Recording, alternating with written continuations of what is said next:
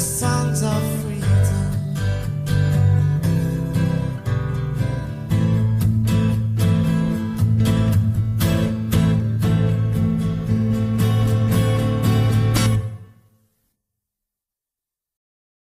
Hi, everyone, and welcome to the inaugural Caribbean Women for Climate Justice Conference.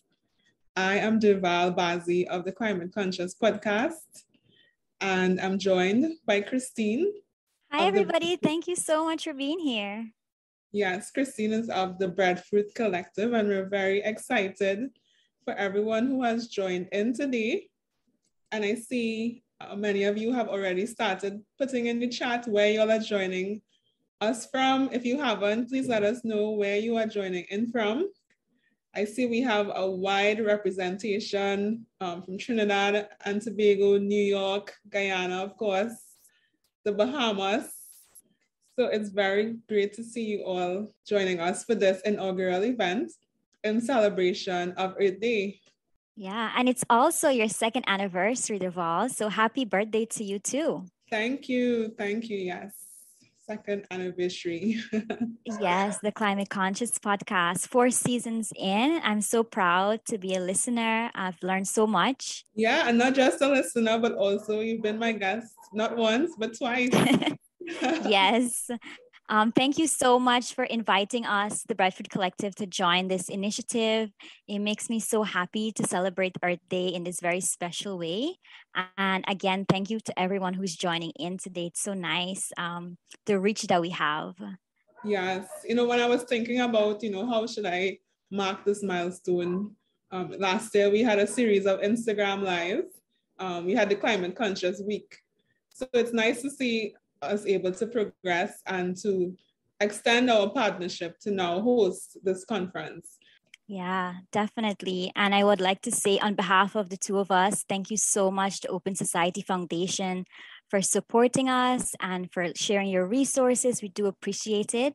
And also a big thank you to our community co-sponsors in the Caribbean and across the diaspora who's been sharing the events and, getting the word out about the conference and for believing in us. We really do appreciate the space that we share with you because you do this work every day. Yes, big up to Oro and the Open Society Foundations. So 2 years ago on Earth Day 2020, the Climate Conscious podcast was launched as an independent project for communication and advocacy on issues of climate change and environmental sustainability. Specifically, it set out to amplify Caribbean voices and perspectives on climate action and sustainable development. I had observed that the global climate conversation was dominated by the developed nations, while the lived experience of small and developing territories was not being highlighted very much in the mainstream. And so I set out to change this. On the Climate Conscious podcast, we think globally, but we always bring it home. We've explored a wide range of topics on the podcast, from energy to fashion. But today, we place the spotlight on gender and climate. Why Caribbean Women for Climate Justice? Well, our best efforts towards achieving sustainable development and improving the region's capacity to withstand natural hazards and climate impacts will all be in vain if they do not prioritize equality. We know that the climate crisis amplifies existing inequalities. Simply put, our women and girls are disproportionately affected by the climate crisis. Now, one of the main objectives for hosting the Caribbean Women for Climate Justice Conference is to initiate a regional alliance of partners and key actors for climate and gender justice, establishing a solid network for collaboration and also for influencing public policy and actions. We hope that beyond the conference, you would continue to partner with us as we create a database of stakeholders who are working on issues of climate change and gender in the region. The heartbeat of the Caribbean is its people, vibrant, creative, resilient.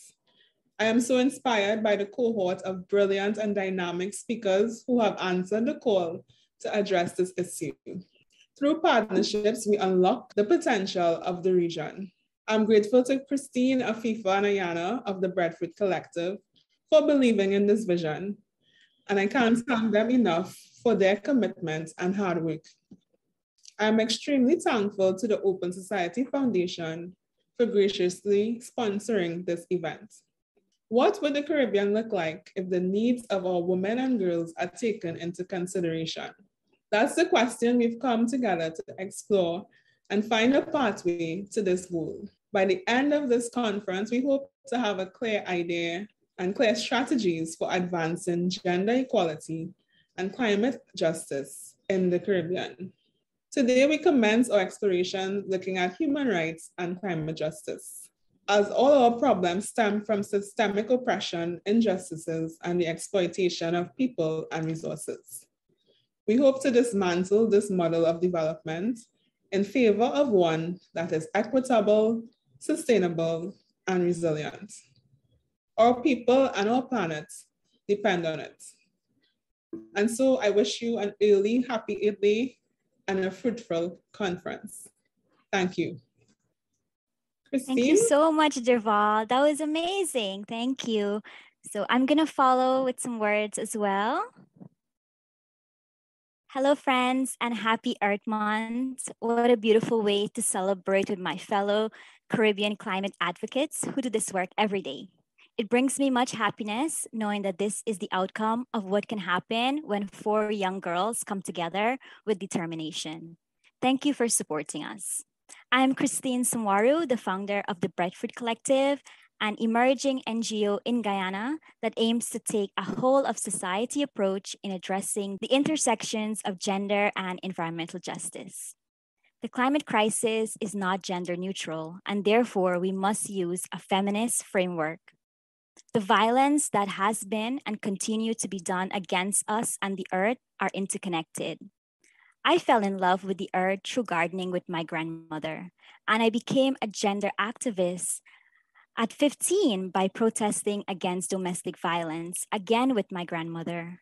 During the planning process of this conference, my grandma passed away.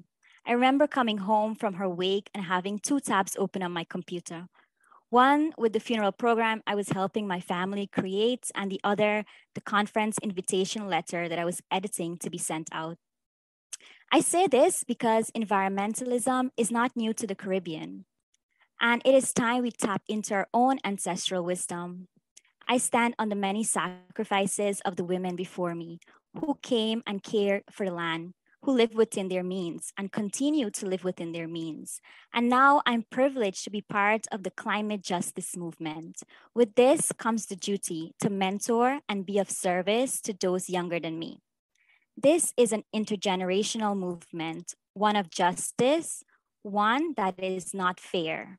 Again, one that is not fair. But Caribbean people, especially Caribbean women, are resilient. I often compare them to the breadfruit tree because like the breadfruit tree, they overcome and they have solutions. This conference means so much. We are creating our own space, forging solutions, and supporting each other along the way. The climate crisis is one I think about every day. I stay hopeful because even on a damaged planet, she provides and supports everyone I love. I'm hopeful because this is what can happen when 4 young Caribbean women come together. I know the next 3 days would be filled with wisdom, solutions, and inspiration. We have already been taking action. Just look at our speakers, our panelists, and our community co-sponsor. This crisis means everything. It is the fight of my generation, and I'm committed to it. And I'm grateful to be in community with people who are also committed to it. Thank you so much. Thank you, Christine. And Christine, you truly embody the resilience of the breadfruit tree. You know, even in the midst of your period of grief, you remain committed to this cause. And I must say thank you. So thank you so much, Deval. One of the things I always emphasize in doing sustainability work and climate work is partnerships. And, you know, this would not have been possible without partnership and collaboration. And this is something we hope to see more of. So getting into today's program, I now have the honor of introducing our moderator for this evening's panel, Ms. Malene Alleyne. Malene is a Jamaican human rights lawyer and founder of Freedom Imaginaries, an organization that uses human rights law to tackle legacies of slavery and colonialism. She holds a Master's of Law degree from Harvard Law School and a Master of Advanced Studies degree from the Graduate Institute of International Studies, Geneva. She is qualified to practice law in Guyana and Jamaica. Let's all welcome our moderator for this evening, Ms. Malene Alleyne. Over to you, Malene.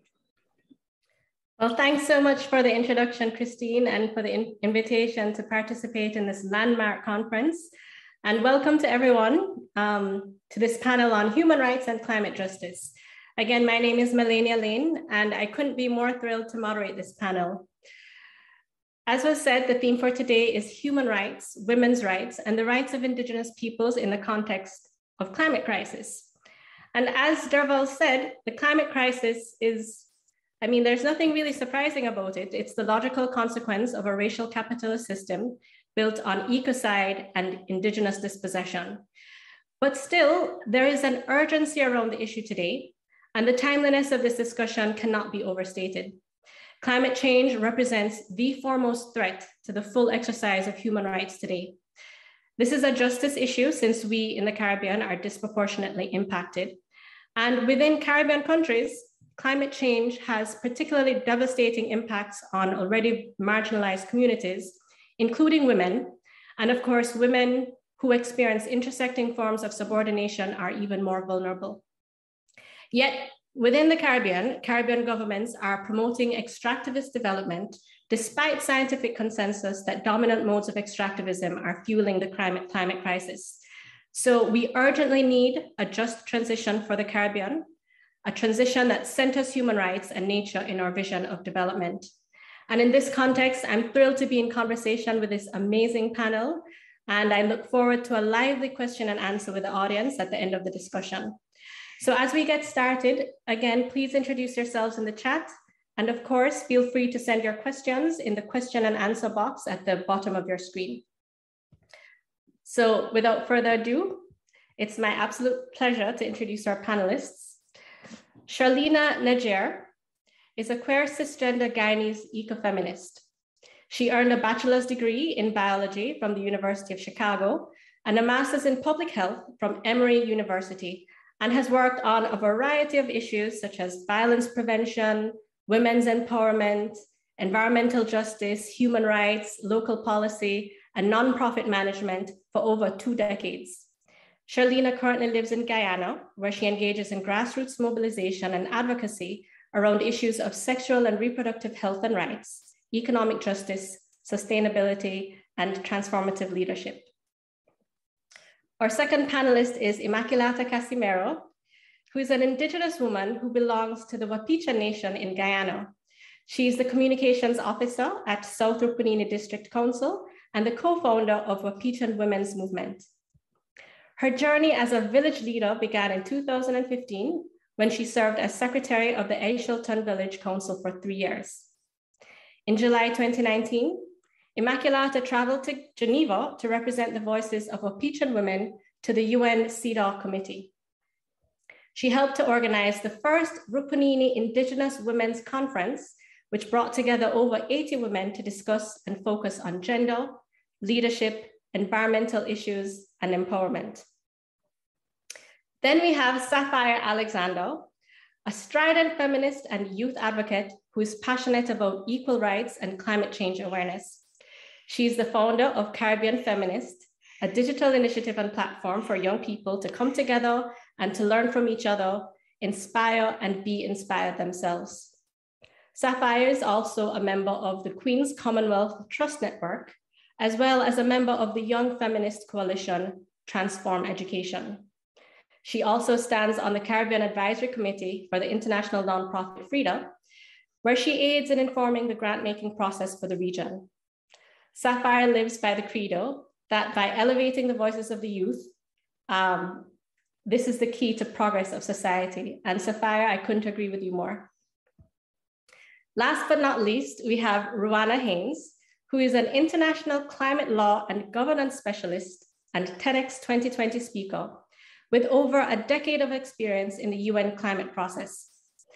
A former Trinidad and Tobago diplomat, Rueanna has negotiated for the Caribbean community as well as the Alliance of Small Island States, including in the development of the Sustainable Development Goals.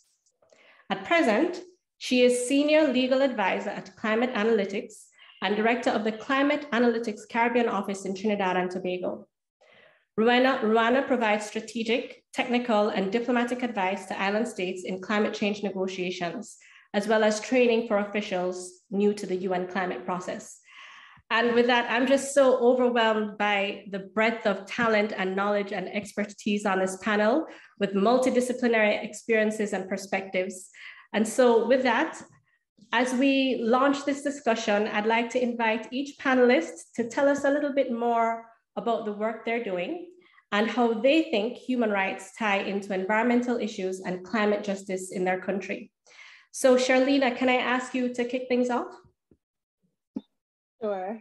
Good afternoon, good evening, everyone. Very, very happy to be here. Right, so a little bit about myself. I mean, you've already heard, but I live in Guyana right now.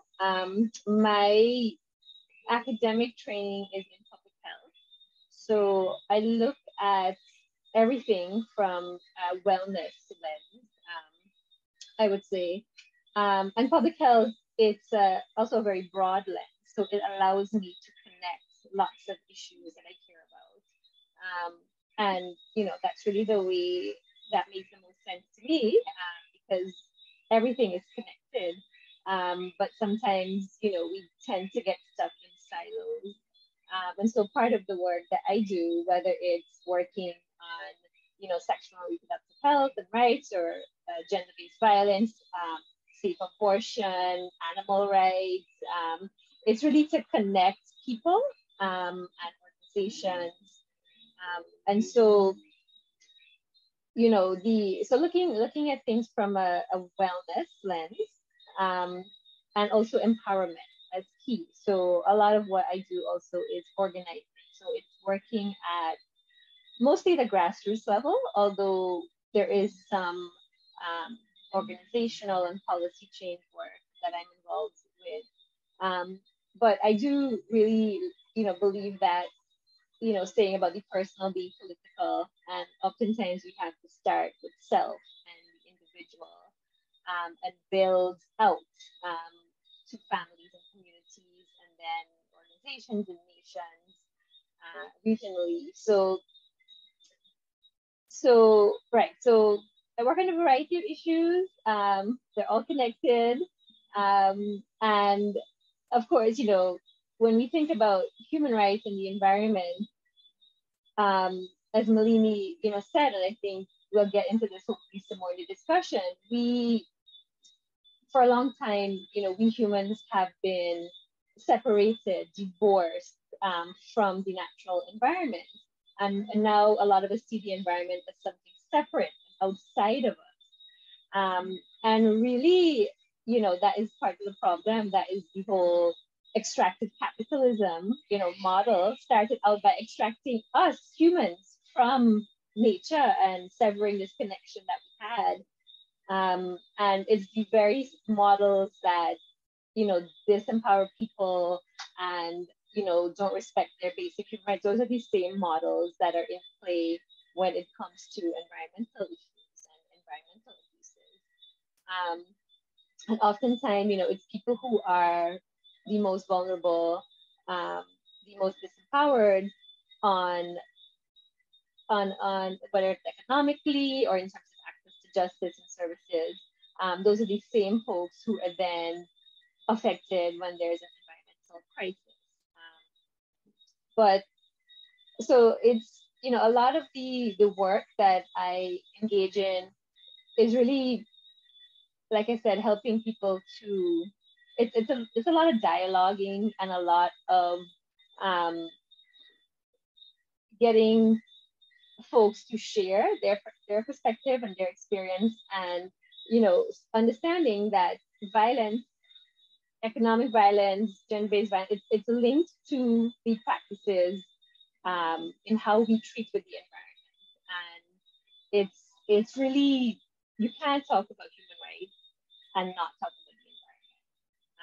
And it's really a way of, again, connecting the dots with people. The lens of justice and equity that we apply to people, we also apply, or could be applied to the environment. You know, so it's how people interact with each other and the environment, but also recognizing that the environment has rights too, right? So it's not just a resource for us people to use as we want.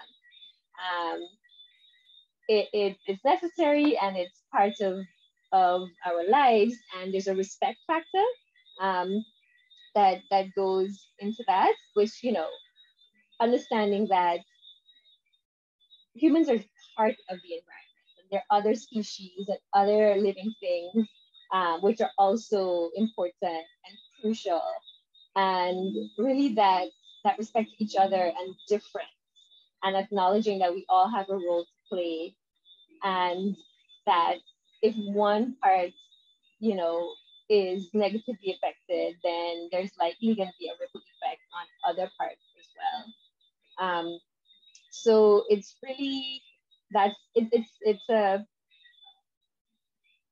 seems like a clear and basic connection, but because we, you know, again, have been separated, it's sometimes new to people, or they have to be reminded, or it takes a lot of talking to get that awareness. So that's the work I do, and I'm happy to be here and really looking forward to hearing more from everyone else. Thanks so much, Sherlina. And you know what you said about humans being a part of nature is so important. I think we often forget. So thanks so much for your introduction. And we will move now to Immaculata Casmiro to give an introduction to her work and how she sees human rights tying into environmental and climate justice issues. Immaculata? Hi, good evening, everyone. I am Immaculata Casmiro. My Wapchan name is Mabap, which means Queen Bee. And I'm so happy to be here, to be joining all you amazing women and other persons who are listening to us today. Well, I'm a mother of 4 children, and I belong to the Wapchan Nation, as I was introduced earlier. I work with the South Rueanna District Council. So my job entails communication and even having grounded information from my leaders on a daily basis. And what I have been doing, I have been working to educate Indigenous women so they can feel well informed about climate change and its impact on our communities, and feel comfortable sharing the knowledge with others. Just a few weeks ago, there was a women's conference that brought together almost 90 Indigenous women to discuss climate change, its effects on the lives.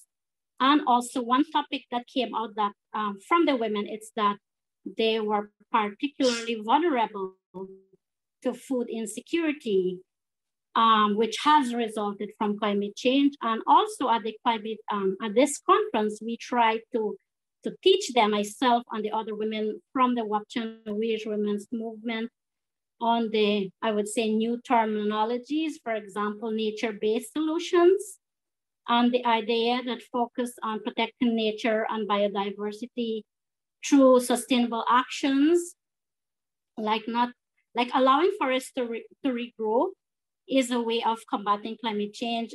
Also, we know that as Indigenous Wapchan people, we are located at a carbon sink.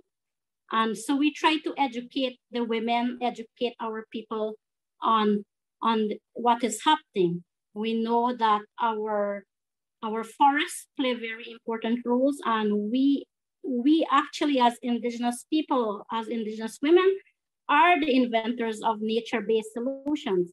So to combat climate change, we have been doing a lot of work also from the SRDC, capturing aerial images of impacted areas on our lands. We have been doing a lot of advocacy, trying to have governments meet with us so we can resolve some of the issues that we have. So this is something that we have been doing at the grassroots level. So when we talk about human rights, for me, centering human rights means that we value the environment that we have over profits. And any development, whether in the mining, oil, or any other industry, needs to be compatible with human rights. Centering human rights means informing people when their rights are at stake and allowing community engagement. That is something very important for us, especially when we have activities that are proposed on our lands as Indigenous people, and also given us that opportunity to protest or even have boycotts of other plans that are being made without our consent. Also, centering human rights also means giving people whose rights are at stake a say in decision-making on what happens to the lands that are being exploited, and not following the desire of foreign investors at the expense. Centering human rights, for me, prioritizes being a global citizen, wherever we live, in the Caribbean, in Asia, myself in Aishalton, we have to be aware of the actions that are taken or that are not taken. We have a ripple effect on the rest of the globe. This crisis, we know, is inescapably global. It's affecting all of us. Despite even my people's sustainable customs as Wapchan people, we are also affected. And although the crisis originates in human activity outside of my community, we are still responsible to ensure the mitigation of climate change. Thank you. Immaculata, thanks so much for your perspectives. And, being able to hear from you as an Indigenous woman, mother of 4, on your perspectives on centering human rights, I think it's so important. And I think, harnessing Indigenous knowledge and practices and ways of being in terms of how we think about development, I think is so important. So I really appreciate hearing from you. And this is a good kind of segue too to Sapphire, who is a youth activist. And so I would love to hear from Sapphire, wearing your lens as a youth activist, how do you see your role in terms of, this movement for human rights and climate justice? And, tell us about your work, how you, advance climate justice, and how you see the links between human rights and climate justice. Thank you so much, Malene. Hi, everyone. I'm Sapphire Alexander, like she would have mentioned. I'm a youth activist from Trinidad and Tobago. A lot of my work centers around women's rights and feminism. That's my kind of center of operations. And yeah, that's actually how I became connected with Christine in the first place, is that we had a solidarity circle recently for International Women's Day, speaking about climate justice and the link between feminism and climate justice. So that is a lot of the lens within which I understand the impacts of climate change on our human rights. Just to answer your question really, really simply, I think that there is no human rights without environmental justice. I don't think that we can have our human rights without, because if you look at basic human rights, there's things like access to food, access to water, and safety in yourself. And the climate crisis specifically threatens those basic human rights and human justices. If you look at it from a feminist lens and a feminist perspective, you look and you understand that women and girls are often the ones who face the climate crisis first. They face the impacts of it firsthand. Those are the people who, when we experience environmental disasters, when we experience things like hurricanes, they are the ones who are most at risk. They are the ones who experience, they are the ones who are at the front line. So that is my understanding of the link between human rights and climate justice, and that would be where my lens comes in with my work and the link between my work and climate justice. Thanks so much, Sapphire. And I just had to write in the chat, brilliantly said, there's no human rights without environmental justice. And I mean, when you think about it, if we can't have something as basic as a healthy environment where we can breathe clean air and, drink clean water, then there's really no point to life. So very just perfectly said. And with that, I'd like to move to our last but not least, last speaker, Rueanna. And I think this is an interesting progression because we just heard from people, working on the ground, grassroots mobilization in their communities. And now we're moving to someone who works at, the policy level, regional and international. And so I'm very excited to hear from you, Rueanna, about how you see the links between human rights and environmental justice in your work, as you tell us a bit more about, the exciting work that you do. Thank you, Malene. And hi, everyone.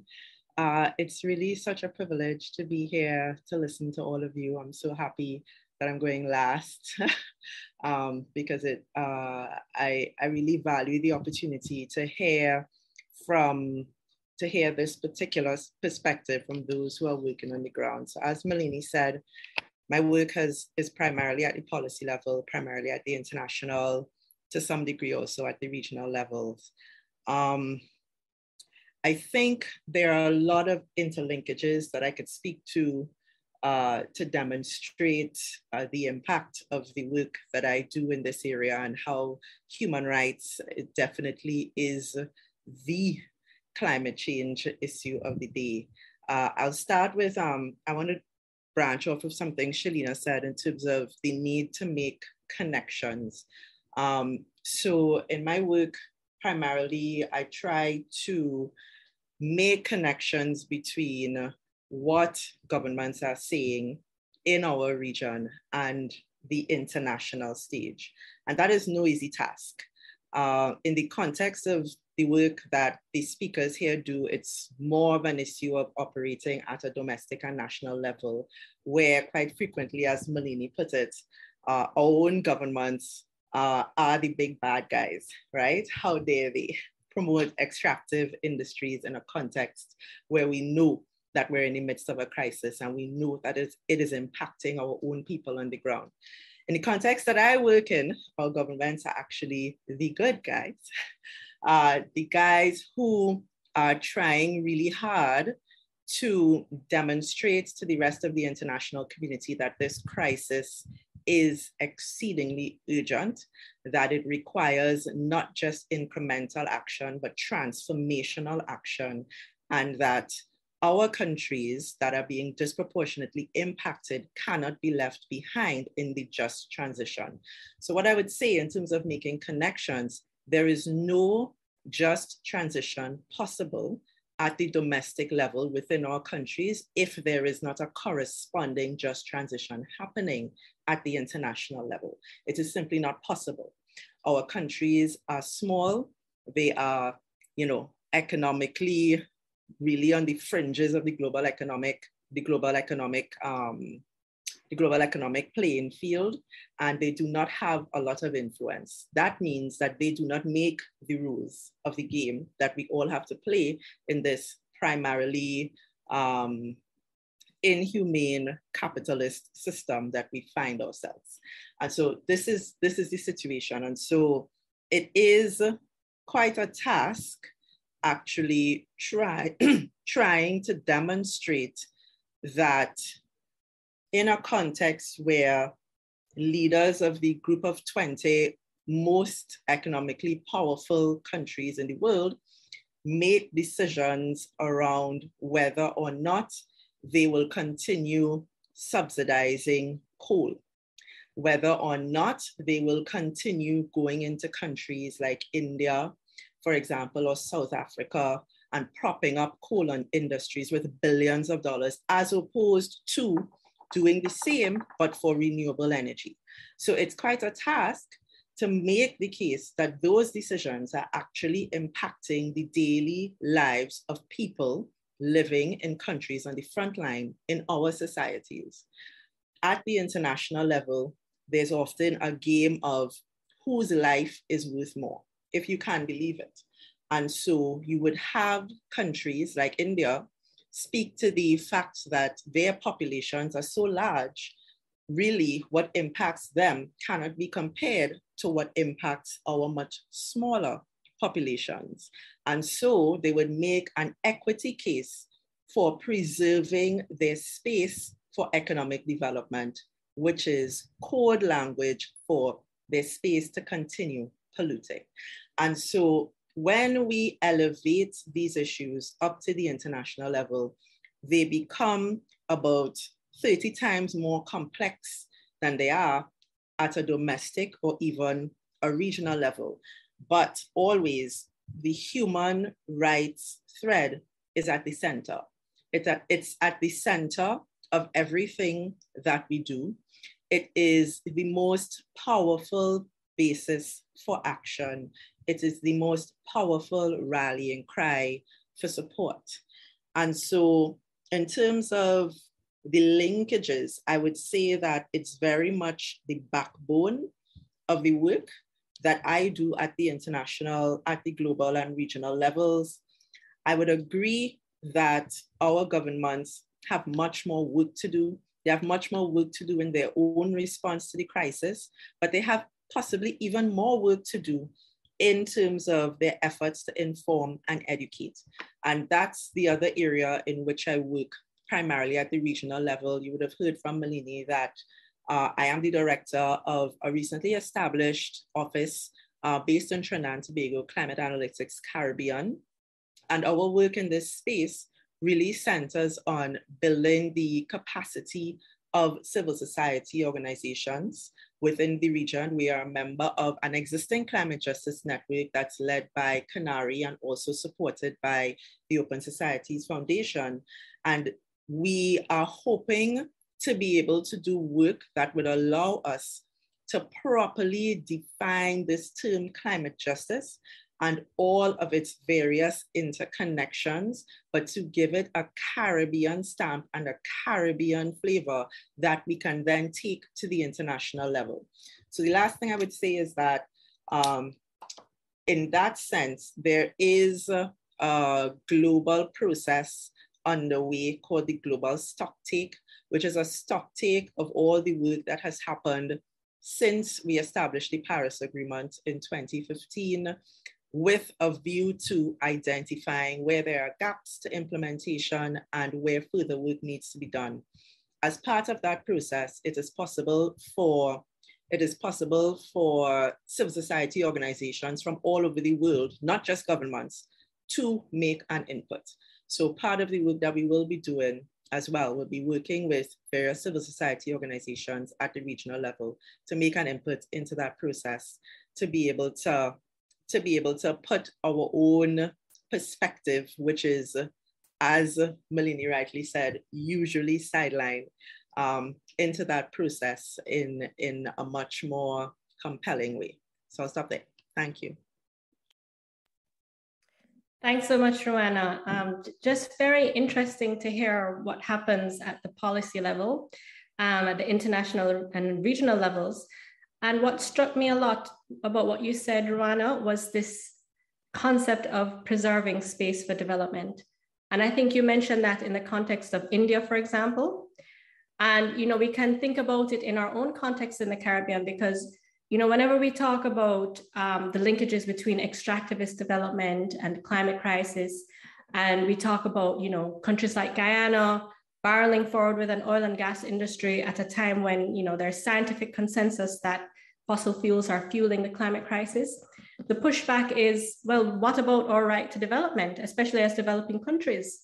So I guess the question I have well, for everyone on the panel, and I invite the audience as well to join in on the discussion, is, you know, what is development and how do we define development? Because it strikes me that it's seemingly, there's this view that there's an inevitable trade-off between development and our right to health and a healthy environment. But what do you think is, you know, how do you think about development in the Caribbean context? And since I mentioned Guyana, maybe we can start off with Sherlina and Immaculata to hear their perspectives. Right, so yes, Guyana is a great example, I would say, of what not to do in terms of development. And yes, so this very trade-off in terms of human development, you know, must come at the cost of the environment, is what we're seeing right now with the oil boom and lots of talk that, you know, this oil wealth will lead to our development as a nation, where, you know, we have had lots of other things that would make us wealthy, like bauxite and gold and land and timber and unspoiled ecosystem. You know, we have lots of resources which could be used to build an economy that was not destructive to the environment, and that hasn't happened over the decades. But you're still hearing from our politicians and our, I call them misleaders, that, you know, this is our right and we need to catch up to the other countries in the world. When there are clear examples from our neighbors in Trinidad, which has been an oil producing country for over a century, from Venezuela right next door, as well as, you know, across the world, that there is never a good outcome, much less this particular time and space that we find ourselves in, right? So part of you know, what we are trying to do is to have conversations, again, people on the ground who might be thinking that oil in Guyana is a good thing because then they get a job, or maybe some of their services will be bought or used by people in the oil industry, and then they will get an economic boost. So the question we're asking is, or the what we're trying to get people to think about is beyond just short term, and really think about what living this way, doing things this way, what kind of world does that leave for the next generation? Your children, your grandchildren, and then thinking 7 generations down, right? Which is what, you know, a lot of indigenous cultures, that's the lens that they use. It's not just the immediate, you know, how much money is in my pocket or my bank account right now. It's really the future, you know, and if we want to continue to be on this planet, which is really we only have one planet right now, so I don't know where else, you know, humans are going to be. And if we continue to want to, you know, enjoy going outside and, you know, not wearing, you know, gas masks to breathe, and, you know, and having a, you know, a kind of life which our grandparents and our ancestors have. We want our children, grandchildren, great-grandchildren to have some kind of similar life. We need to think about and the decisions that we and the leaders who act in our name, that the decisions they make. And so, you know, not all development is good development. Development means more than just a fat bank account. These are some developments should be, you know, not just a short-term thing, but we need to think, you know, 7 generations down the line. Those are some of the concepts that we are trying to, you know, have dialogue with fellow Guyanese, and, you know, looking again, of course, regionally and internationally, about, you know, for examples and persons who can share their perspective. So that's what I would say for Guyana. And Max, you much to add? Okay, everyone. Well, for me, I think when you think about development right now, when you look at development, everyone thinks it's having good infrastructure, roads, buildings. But the infrastructure might be there, but then the services that are available are still not proper. For example, like the health. I know you might have a good new hospital, but then you lack staff, you don't have medication, you don't have the simple things as pregnancy tests in a hospital, and the building is well made. So sometimes we as humans, I would say generally, see development as having more infrastructure.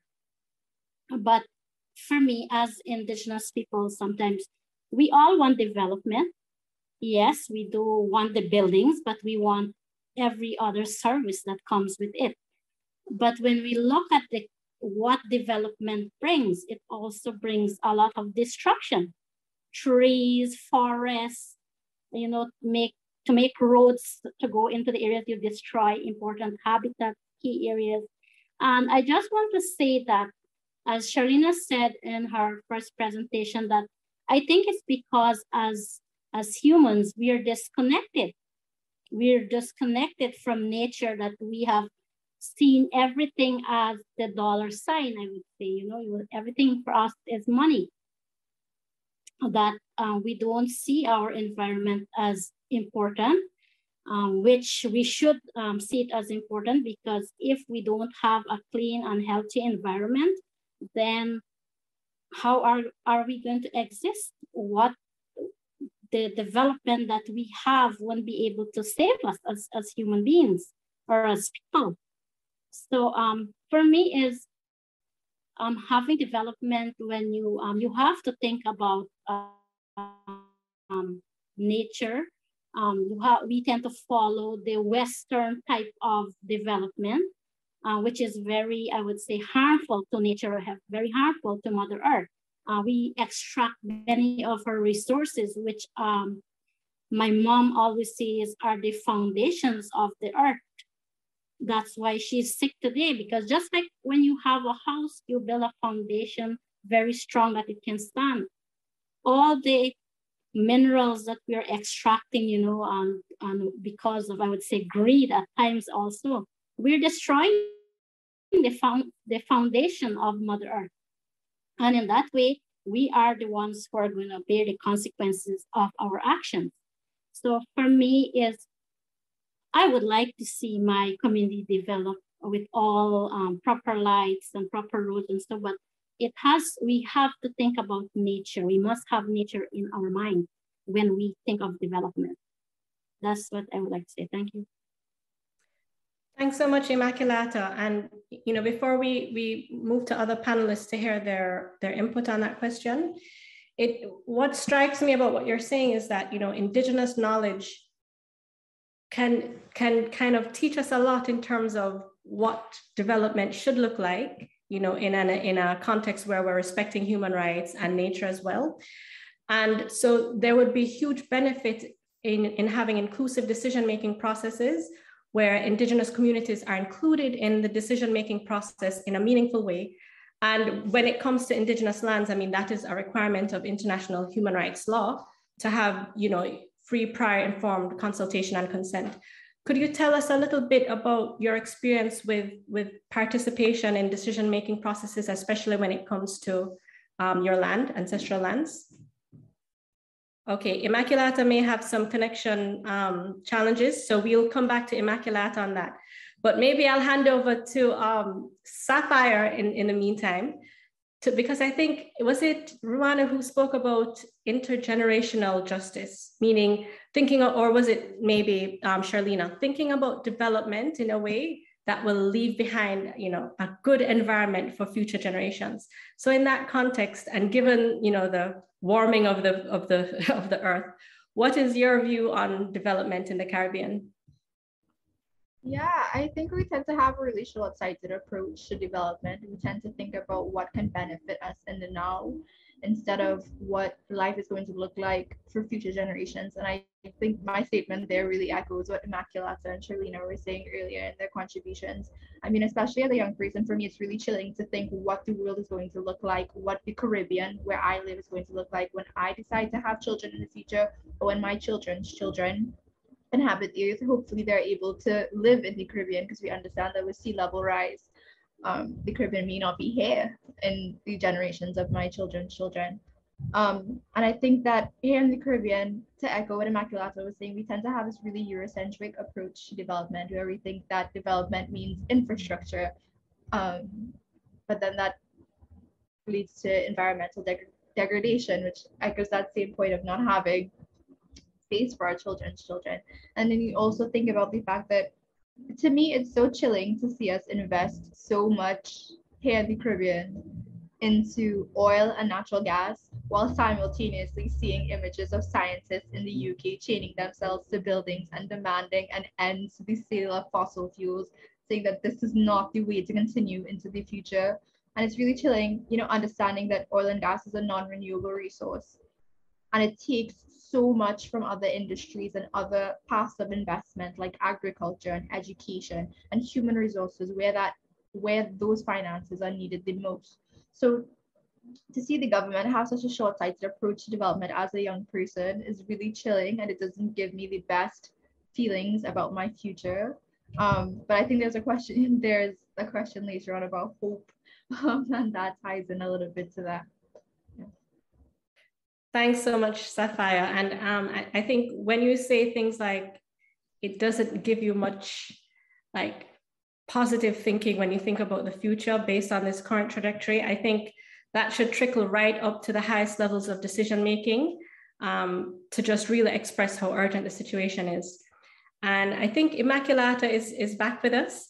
So Immaculata, I was asking you about, in the participation of Indigenous communities in decision-making processes as a way to shape development in ways that are more rights-centered and earth-centered. And I was asking if you could share with us, your experiences in Guyana in terms of, participation in decision-making processes when it comes to development. Yes, thanks for the question. Well, from what has been happening in my territory is that there are developmental plans being made without properly consulting us. We have not been involved, and then decisions are being made here at the national level.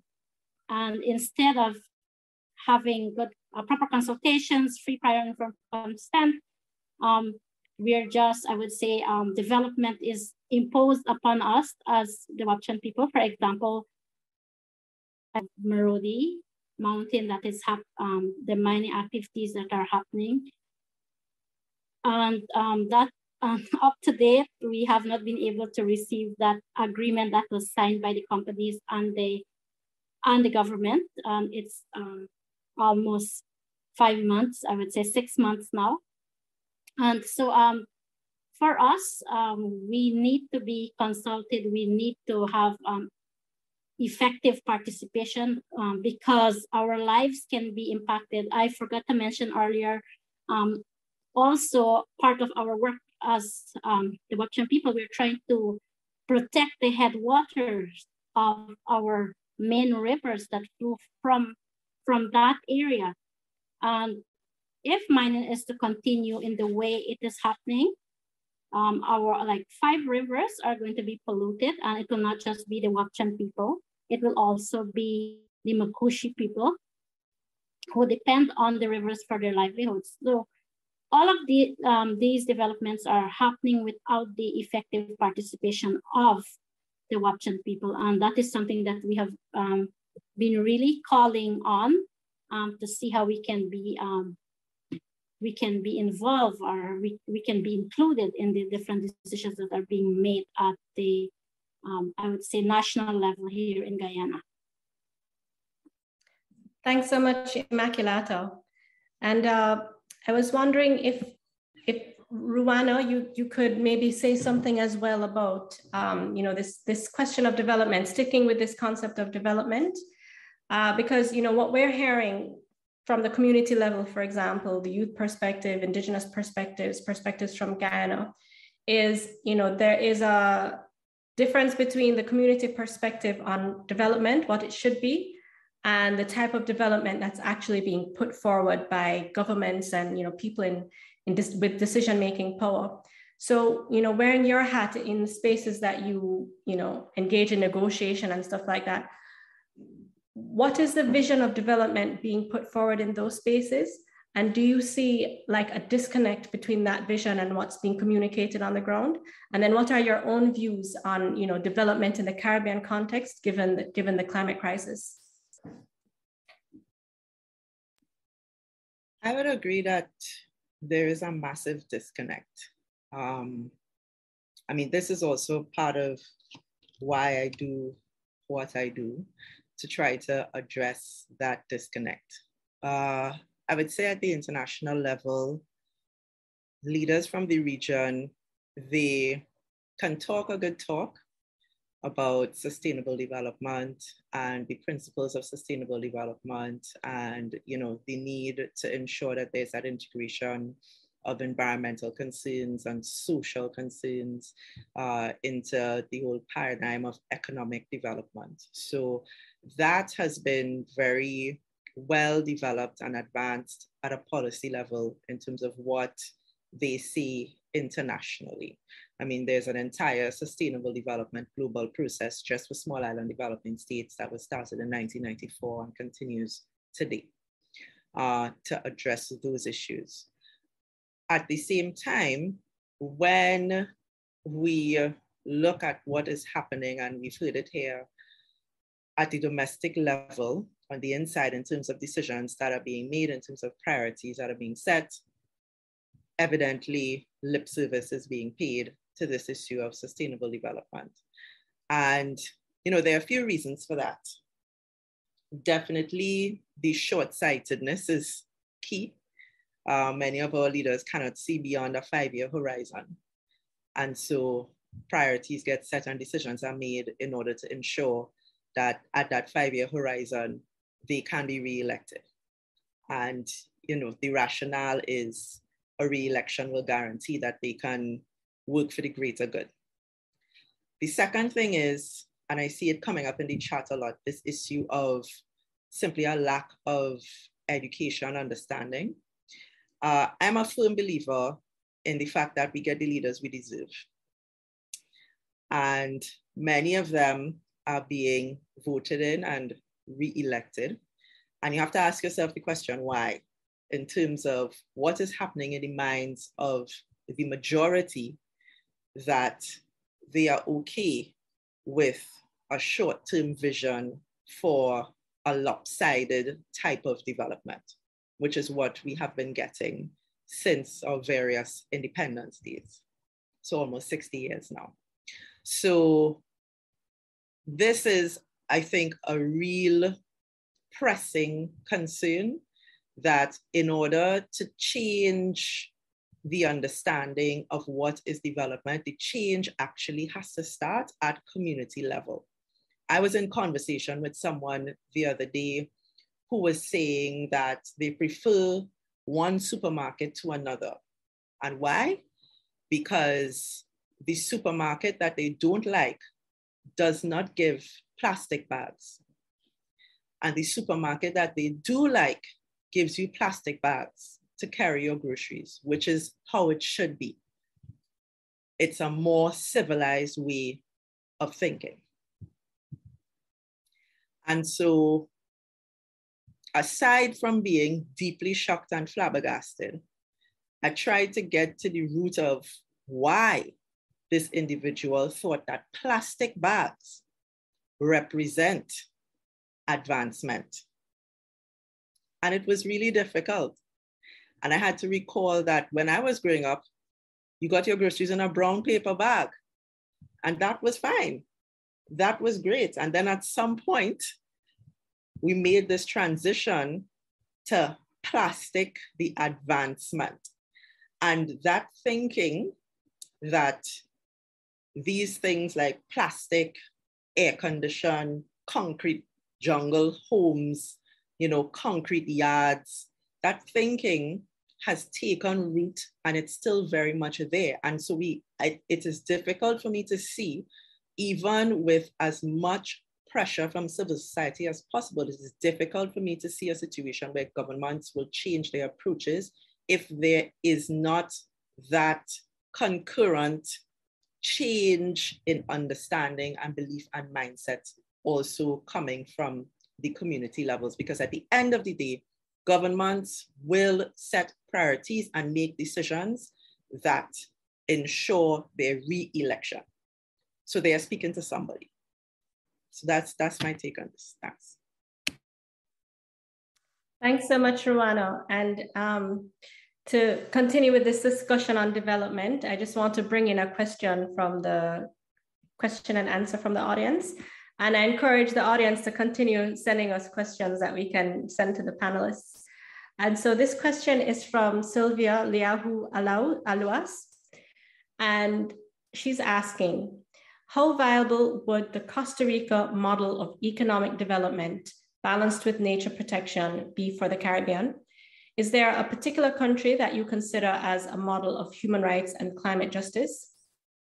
So I see Sherlina started to respond to this question. Sherlina, would you like to share with the audience some of your perspectives? Sure, yeah, I just mentioned Belize as an example of a country which has oil in their offshore waters, but it took many years of a lot of community organizing, but they eventually were able to prevent that oil from being developed by focusing on what's, blue tourism, which is keeping the waters. They have a lot of coral reefs, and a lot of tourists come to dive and to, have that blue water Caribbean experience. And, it took many years, like I said, they were successful in prioritizing that, this eco-tourism blue water model as opposed to oil, drilling for the oil levels that is in the water. So that's an example of it can happen when people, mobilize and hold one head, which, is what needs to happen, which is so challenging. But yeah, there are models. It is possible. Does anyone else want to respond to that question about models of economic development? Okay. Oh, yes, Sapphire. Yeah, if I may, I just wanted to speak really quickly on the point of Costa Rica as a model. And I think that it ties in really nicely with what Rueanna was saying, which was so poignant, which is that the change has to be at a community level, because the case with Costa Rica is a combination of government innovation and a community that really valued environmental justice and sustainable environmental practices, because their decision to not pursue fossil fuels back when they were approached and to focus on a more sustainable model and to focus more on environmental preservation in Costa Rica had to do with the country's desire for environmental justice and their understanding of the importance of preserving their natural resources and preserving their natural environment. So it ties in completely with what Rueanna is saying. It ultimately depends on what the society in that country values. And I think Nikita said it in the chat really, really nicely. There needs to be a transformational change in societal thinking. And I think that is the only way that a model like Costa Rica could work. I'm speaking from here in Trinidad. It has to be changed at a societal level. Yeah. Yes, absolutely. And just to reinforce what you and Rueanna are saying as well, another comment from Lisa Perch. All these things are tied to fossil fuel consumption and the sense that the more consumptive we are, the more advanced and developed we are. And indeed, the public is not always with us on sustainability. So this, this need for like awareness raising at the most intimate of spaces, to influence how people even go to the supermarket and what their expectations are in terms of how they will be served at the supermarket, and we have another question here in the chat, building on what Rueanna was saying as well. A question from Janelle Christian, and she says, great discussion and congratulations to Rueanna on her new role. Often little or no opportunity is provided to civil society organizations, and in particular Indigenous people from Guyana and the region, to make an independent contribution at the international level. My question is, what support is available or will be provided to build capacity to have strong regional collective in this regard? Should I take that, Malene? Oh, yes, sure, thanks. Yeah, no, it's a great question. Janelle, that's literally what keeps me up at night. I'm not gonna lie. A part of why I really wanted to, I guess, transition myself from focusing internationally to doing work more at the regional level is precisely to help to do that. I will say there aren't a lot of resources available, but I think that situation is slowly getting better. What I would love is if those of you who are interested in getting involved in this work in particular, and also probably through the Caribbean Climate Justice Network that has been set up by the Caribbean Natural Resources Institute, please feel free to contact me and let me know so that we can involve you all into those discussions, because the intention is to create a space where we can all learn from each other, and through that collective learning, be able to hone ourselves into one powerful voice directed both at our governments, but also internationally, because there is that opportunity to make an impact internationally. And truth be told, our governments could use all the help that they can get at that level. So please do be in touch. I hope that between Duval and Christine, they will share our contact details from the panel. Thanks. Thanks, Rueanna. And taking more great questions from the chat. I see there's a lively discussion taking place in the chat and the question and answer as well. This question is from Sidel Felician. And the question is, and this is a great question, do you believe that because the Caribbean has a lack of their own institutions, in that most of our institutions have been influenced by European standards, we need to fit what we believe development is to meet their standards, leading to the difficulties in the realm of climate change and sustainable development? So anyone wants to take that really great question that really just goes to the heart of things? Well, as the panelists think about that question, and I hope we hear from the panel, just to offer my perspective on that. I mean, I couldn't put it any better. You know, I think the climate crisis, as we said, is rooted in this racial capitalist world order. But when we look at this racial capitalist system, it is made up of institutions, practices, ways of being, and ideologies that were developed by, you know, or former colonizers to put forward a very specific form of development. And that form of development invariably, you know, leads to the subordination of certain people. And those people are formerly colonized nations and racially, you know, racialized communities.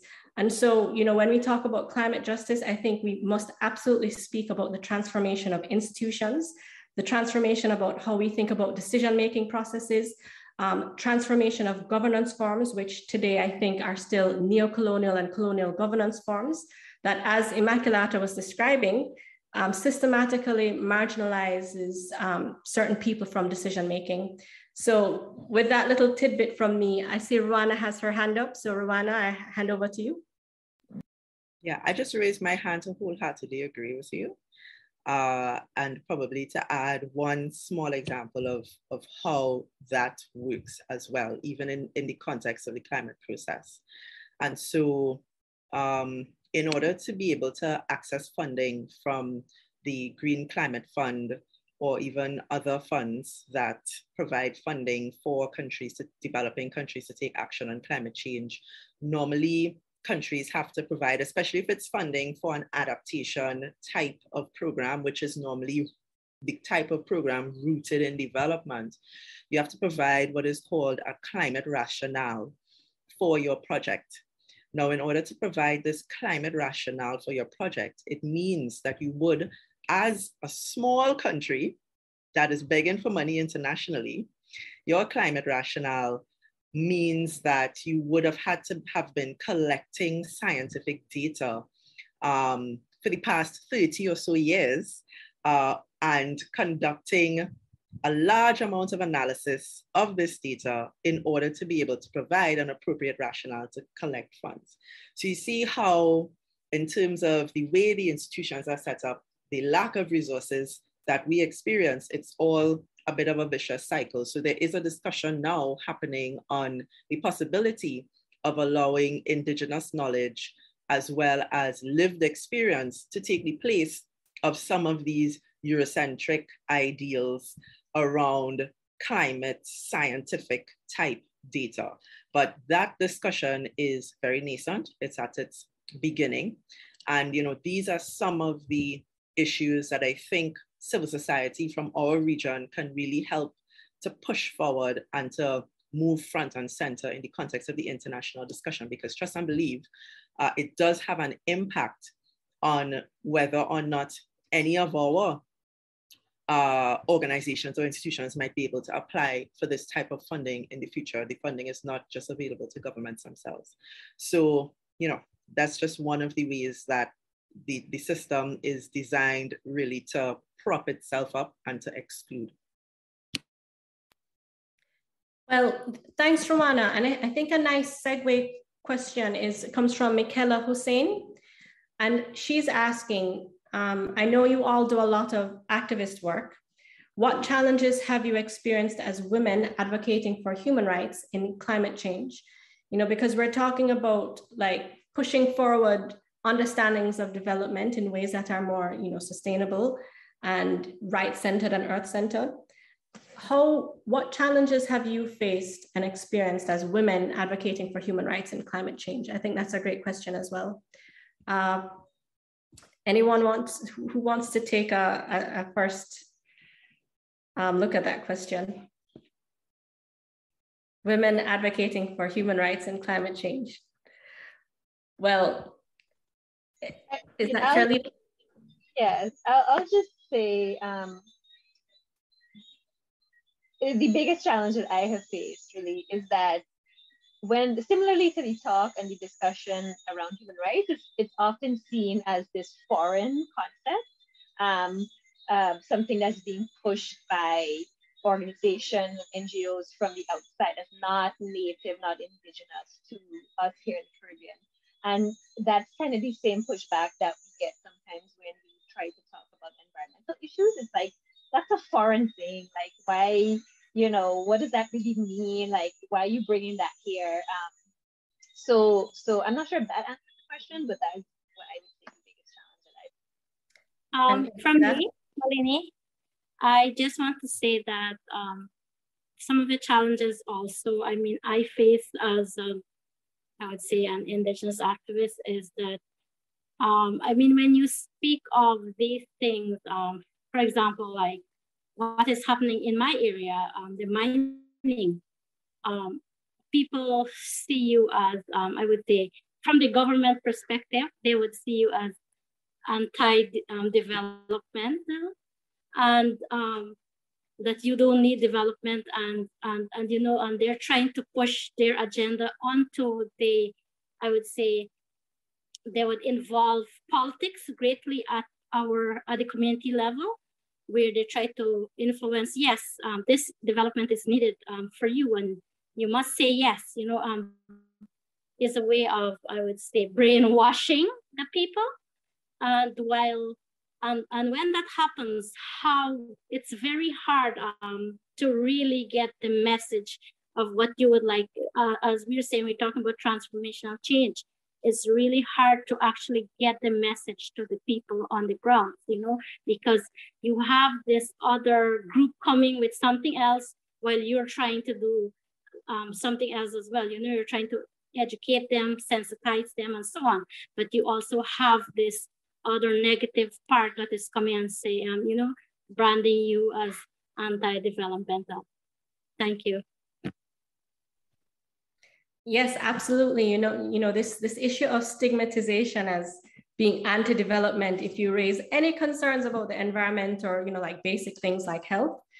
And, another form of stigmatization, I think, for women is this idea that we're being like emotional and getting too excited, So if I could just give, a description of one experience in particular. I was in a public meeting for, one of the development projects as part of their mandated sensitization and public meeting process. And, one of the women in the chat was raising very well-founded issues about the project.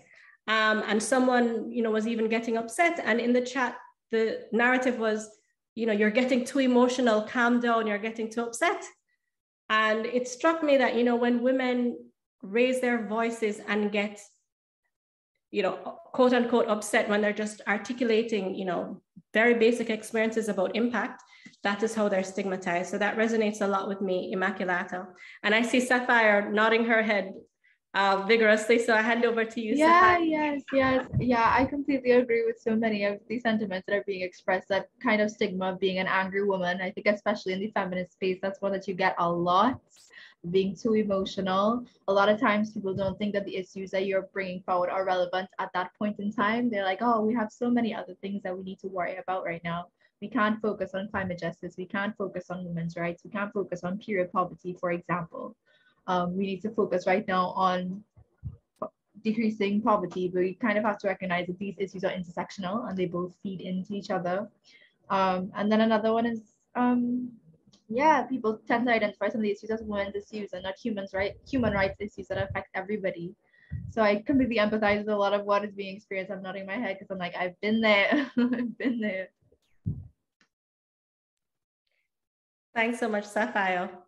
And we have one more question in the chat. I'll just address this and then we can move on to, we have two more questions that I'd love to hear from the panelists about, but I'm just really enjoying this conversation so much. And this question comes from Vidyaratha Kisoon. Hi, Vidyaratha, good to see you. I wonder if you have any concerns that the regression on environmental justice is also being connected to a reversal of progress on human rights. I'll go first again. This is absolutely very concerning. Also when we have oil industry, funding a lot of women empowerment, giving money for trainings and sit expos, and with the label of women's empowerment. So they're kind of buying goodwill. And supporting the intervention that needs to happen. But I think, what Sapphire said and what we all have been saying is about the interconnectedness of these issues. And if we just keep being passionate and, making the links, showing how the things are linked. And, as we were saying, you can't talk, there is no development without human development, gender justice, part and parcel of that. So we have to hold them accountable. We have power as well, right? There are more of us at the bottom than them at the top, right? And so that is part of what we are doing with networking and working collectively, is countering that narrative. We have the power and we are using our voices, and we need to keep doing more of it to make the case why this is linked and why we can't separate these two issues. And we need to focus on both of them, and we can't let one be used at the expense of the other. So yeah, it's absolutely very alarming, and we need to just Thanks so much, Sherlina. And Rueanna as well. Yeah, so just to weigh in quickly on this, I agree. And it is concerning. I mean, look at what is happening in Ukraine with the Russian invasion, and then look at the policy response that we're getting from the European Union and elsewhere. I mean, European Union prides itself on being, very advanced and environmentally conscious and all of these things. And for some of those countries, their first response was, okay, well, now we need to double down on investing in gas, right? Now we need to double down on investing in oil in other countries, because we have to make sure that our people have energy for heating, for life, for whatever it is that they need it for. You know, instead of going the way that you would thought that they would have gone and doubling down on renewable energy resources. So, I mean, which comes with its own particular challenges. So all of these things are interconnected, but I just wanted to say that in the same way that a regression in one place automatically drags other things down, when we lift in one area, we also lift in all areas. So, for example, coming out of 2020 and the major Black Lives Matter movement, I can tell you for a fact that before that, there was really very little discussion of this notion of intersectionality between environmental justice issues and social justice issues. There was no discussion at all on what do we understand by climate justice and how do we use this term to inform all of the work that we do at the international level. It just wasn't happening. It's happening now. So in the same way that, you know, there can be that backward move, there can also be that rising tide. It's a question of, you know, what triggers it and when. Thanks so much, Rueanna. And I think that's a nice segue as well to the second, you know, major discussion question. And building on what Vidyartha asked about human rights is, you know, what does the Caribbean of the future look like when it centers human rights? And this is a question I want to throw to the panel in general. And maybe we can start with Immaculata and work our way around. Okay. I think I've said it before, is that we really need to value our environment firstly. And I mean, it's like you're compromising human rights for profit. And if we're going to have that, I think we really need to look at the different types of development that are happening in the Caribbean. And it also calls for a lot of, I would say, groundwork, information to the persons on the ground, because if you look at it, I mean, sometimes most of these information are at the national level, where even those who are on the ground do not know what is really happening, especially where those persons who do not have access to the different technologies that are available in the different areas and the different communities around the Caribbean. So for me, it's just ensuring that the rights of the people are not put at stake, you know, and giving them that information that is available for any type of development that is coming, and not really putting those people's rights, I would say, compromising the rights of the people, not putting our environment even at stake, you know, because we as people depend on the environment for our well-being. And so for me, that is very important. Thank you. Thanks so much, Immaculata. And Sherlina, do you have any comments on that? You know, if the Caribbean exists in 2030 or 2050 as current, it would be one, you know, where I hope there won't be any cruise ships coming anymore. It would be one where, you know, we sold each other food. We didn't import it from the West. Those are just two things that I would hope to see in a Caribbean that really center. It would be migration, free migration, you know, among all our countries. You wouldn't have to fly to New York or Miami to get back somewhere else in the Caribbean. So, you know, I think if we really are serious about human rights, we need to think yeah, about how we support each other, how we travel, share our resources, food, land being key. Thanks so much, Sherlina. And Sapphire, when you look into the future, when you move from, being a youth activist and, you've ascended into the future, what are you seeing in terms of what a Caribbean of the future would look like if it centers human rights? I think if I look to the future, I'm going to put my most optimistic lens on. And I'm going to hope, as Sherlina says, the Caribbean is still here for us to enjoy and for us to live in. I think in reference to something that we've spoken about ad nauseum on this panel, I would hope that we would have a emphasis on environmental education. I would hope that we'd be able to lean into ancestral learnings about unity between people and the environment. I would hope that there would be greater investment in human resources and things like social services and general wellness of the human population. And I would hope that would be greater emphasis on renewable energy and sustainable development. So when I look to the future, what I hope the Caribbean looks like, that's the image that I would see. And Rueanna, when you look to the future, what do you see? I mean, a future of the Caribbean that centers human rights. That would be one where we don't think that the answer to crime is more violence, but state violence.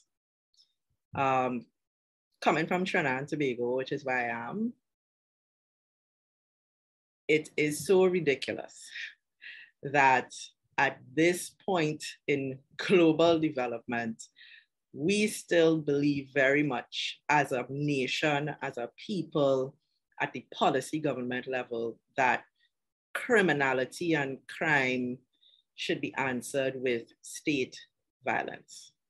We do not want to see the socioeconomic and environmental causes and linkages and relationship to criminal behavior and activity. And I feel as though in a Caribbean that centers human rights, we would very much move away from this.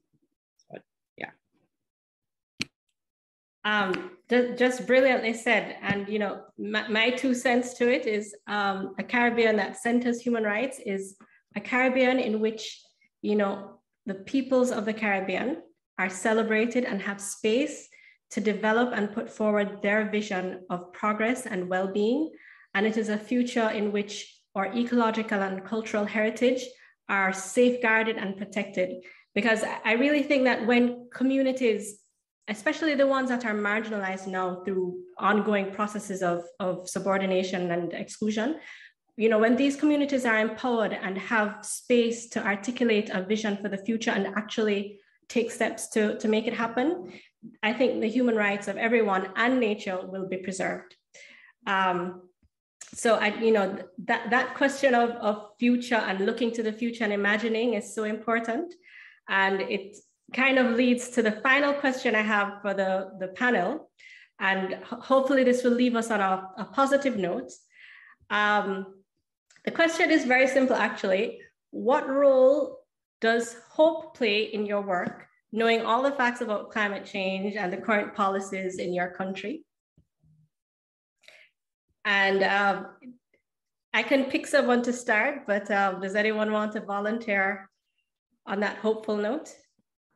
Immaculata, yes, go ahead, Immaculata. Okay, well, why we need hope? What gives me hope?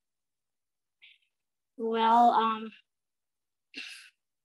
we need hope in order to incentivize ourselves and others to transform the way we use, the way we consume, and the way we think. We need hope to want to make a change. At the Women's Conference of late that I had, it gave me hope that women will be the pioneers in making that change. And I know even in this space, we here are trying to make some change.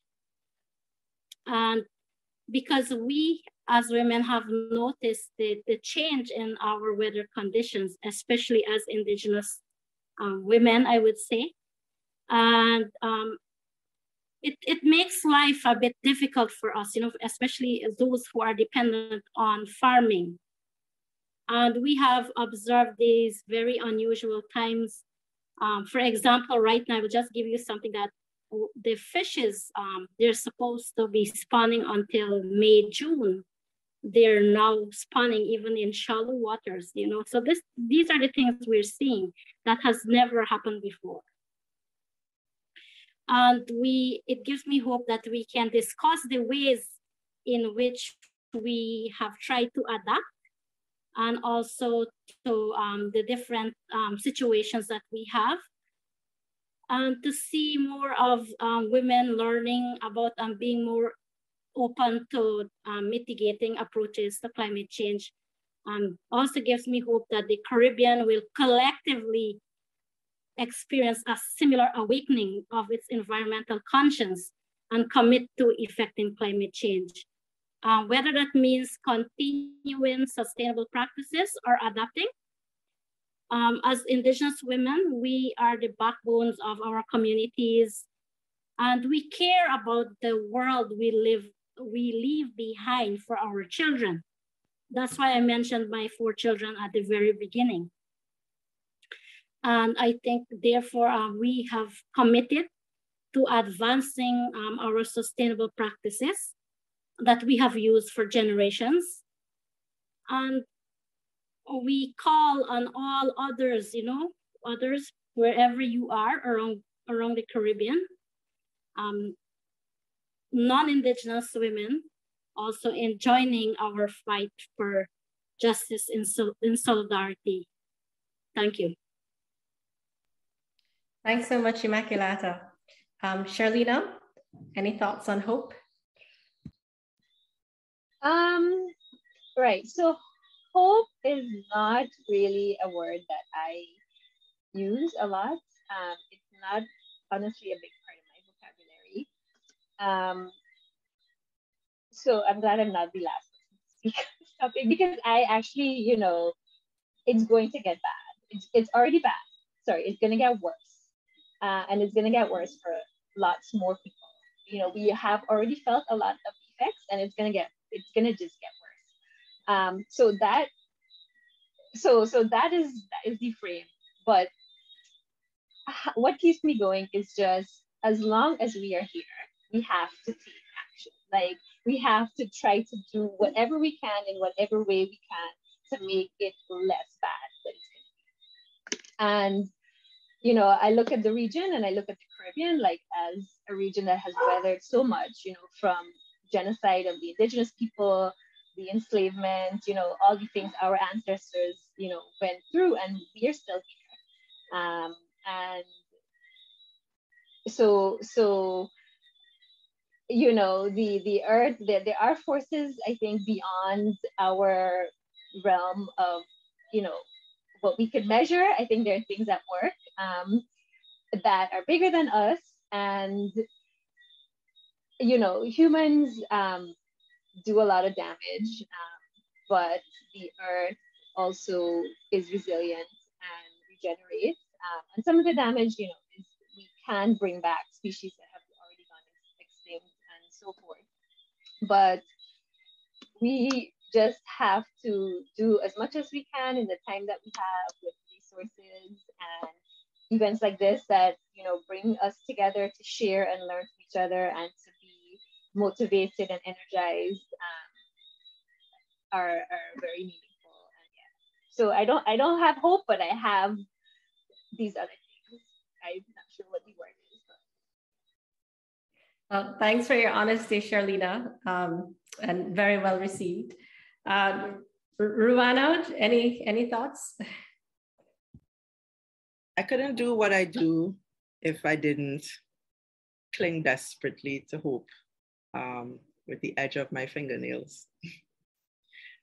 I wish I could describe to you how disheartening it is at times to have to deal with this at the international level where, you know, sometimes I feel like we're living in the upside down in terms of how discussions go. In this moment though, in this specific moment, Sapphire gives me hope. She gives me hope because she's a young person who understands the issue and who is doing what she can within her sphere of influence to advocate. That's all we have. That's all we have. All we have are, I think, the people who believe, as Sherlina has said, that while we are here, we do what we can. And honestly, that gives me hope. That's what it comes down to. Because even in the context of the international discussion, sometimes it comes down to convincing one person about something to change the tide of the discussion and to shift the limit of possibility and what is possible. So I'll end by saying, I don't know how many of you have heard of the hashtag 1.5 to stay alive. That slogan was introduced into the climate process by small island developing states in 2007. At the time, they were laughed out of the room, derided, and ignored. Everybody said, this is ridiculous. It's not possible. And furthermore, we're not doing it.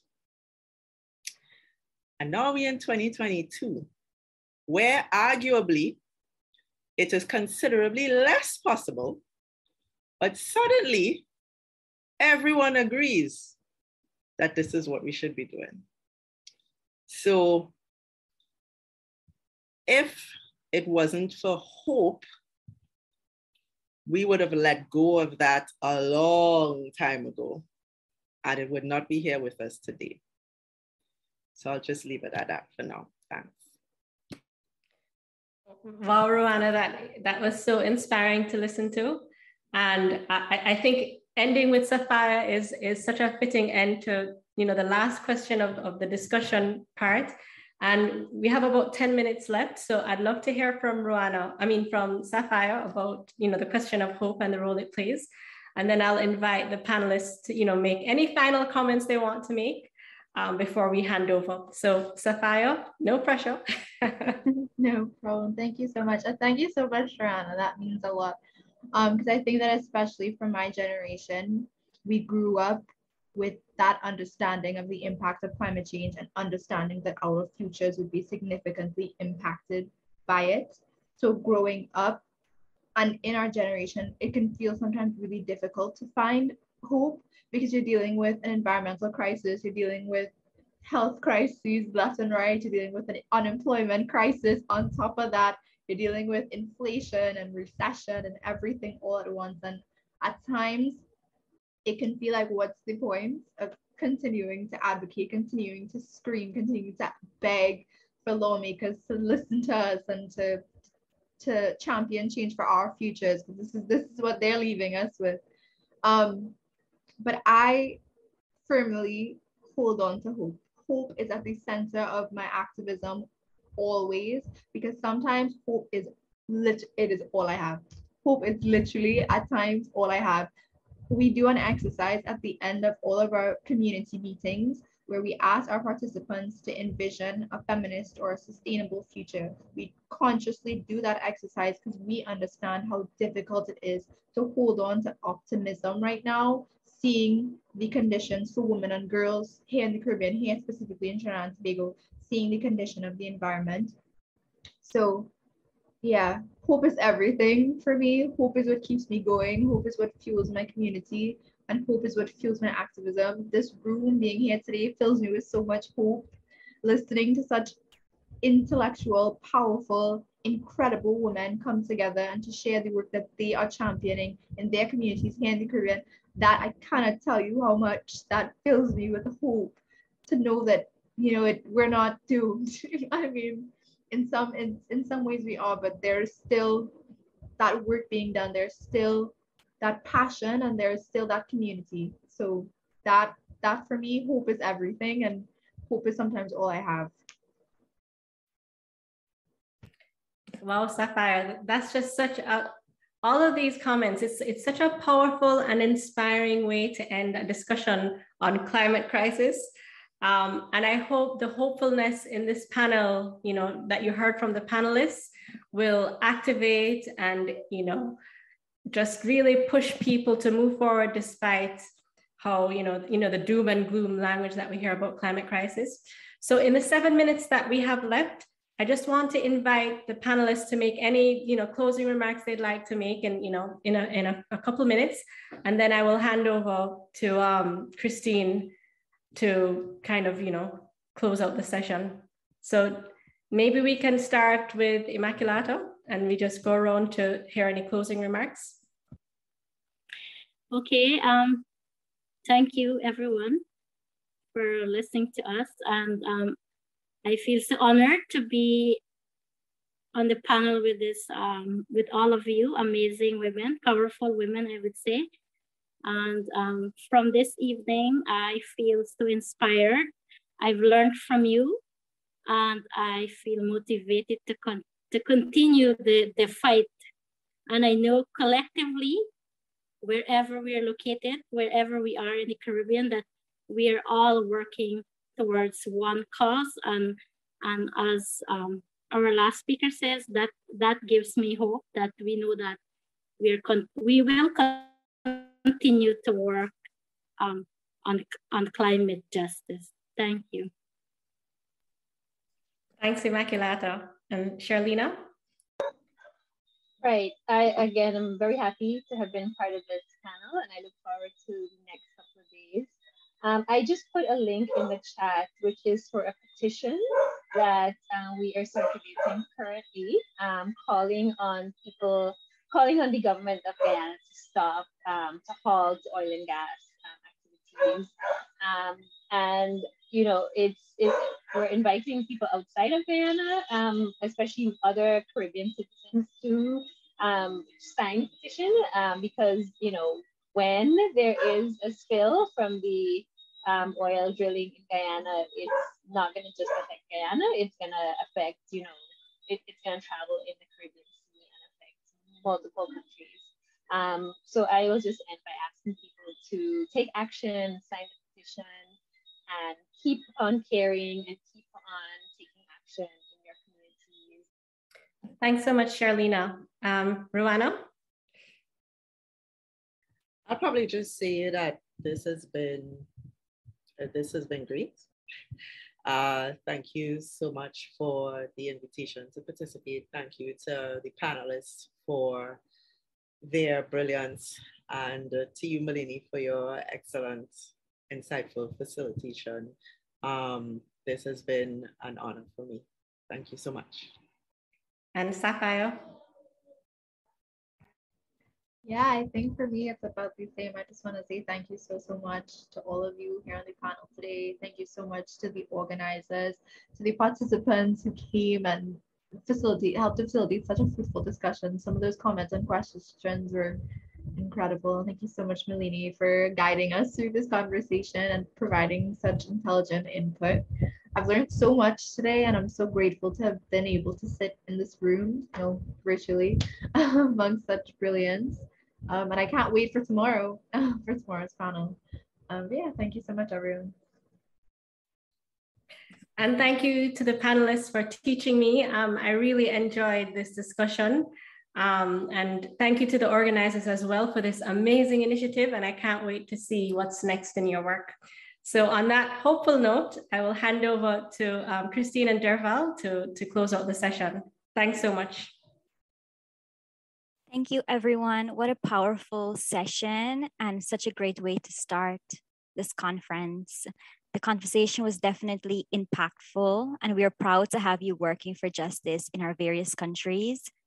We are proud to know you. It is clear that climate justice is related to all other forms of injustice.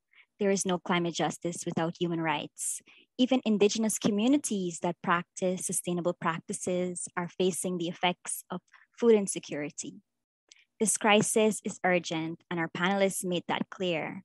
Development doesn't only mean buildings and roads. We need services for the people. We need people to be informed about their decisions, not to be brainwashed. We need to think of the 7 generations down, not just the 5-year election cycle. There is a disconnect between what is happening at the top of sustainability talk and that on the ground. We need to value the environment.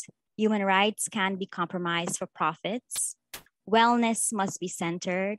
Free migration between our countries, greater investment in humans, renewable energy, where we don't think the answer to crime is more violence.